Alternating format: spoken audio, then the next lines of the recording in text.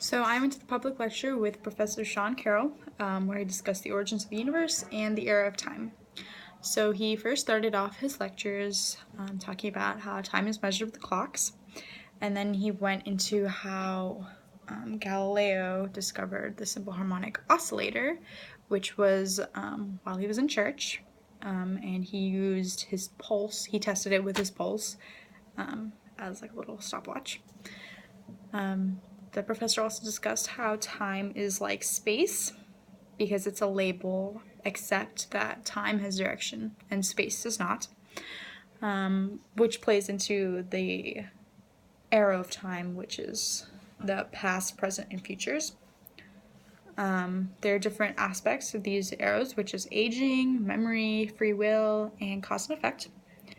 And there's also increased entropy in the manifestation of the era of time, which is the second law of thermodynamics, which according to the professor is the best law, which is that as time increases, so does entropy. And then he discussed Ludwig Boltzmann, who said that there was an increased amount of entropy because there are more ways to have a higher entropic state as opposed to having a lower entropy. Except this explanation doesn't always work. Actually, the real explanation is that entropy is higher today because it was lower yesterday. So that's that explanation. And this happens because of the initial condition with the Big Bang, which is the past hypothesis, which was that the Big Bang had the lowest amount of entropy, and then from there we've just been increasing our entropy.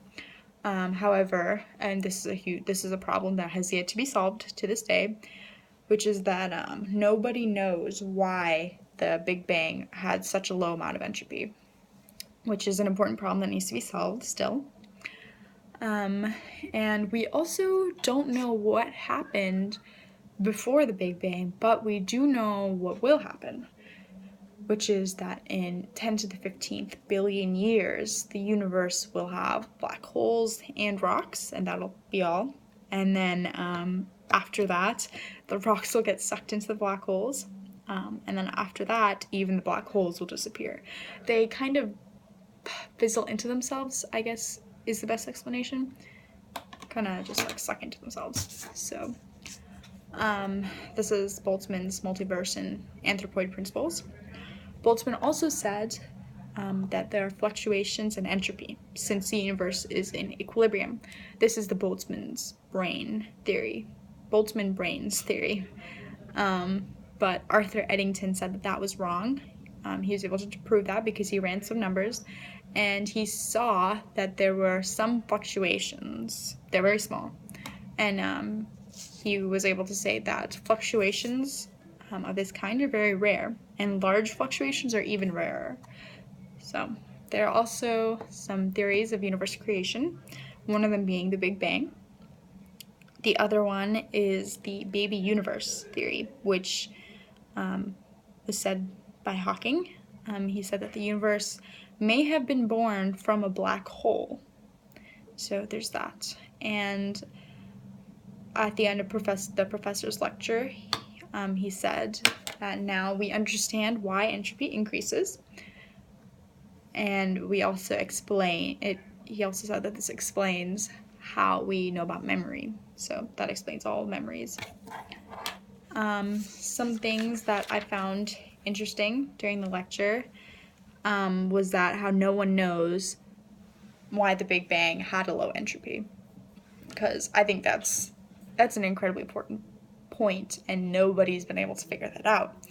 And it was great that the professor said that maybe one day this will be something that we'll be able to figure out, and he'll be coming to one of our lectures, which would be really amazing. Some of the things that he did not discuss were the second and third laws of thermodynamics. He talked about the second one. That one was he feels is the most important. But the first one was that energy can be neither created nor destroyed. And the third one is that as temperatures approach absolute zero, the entropy of the system approaches the constant minimum, which obviously is why we do not have that, because our temperatures have not reached absolute zero. But this lecture was incredibly beneficial. I enjoyed it a lot because I'm actually very interested in theories of time and the universe, but it's hard to take classes on this because there's just no space in my schedule. So it's amazing to be able to listen in on this lecture.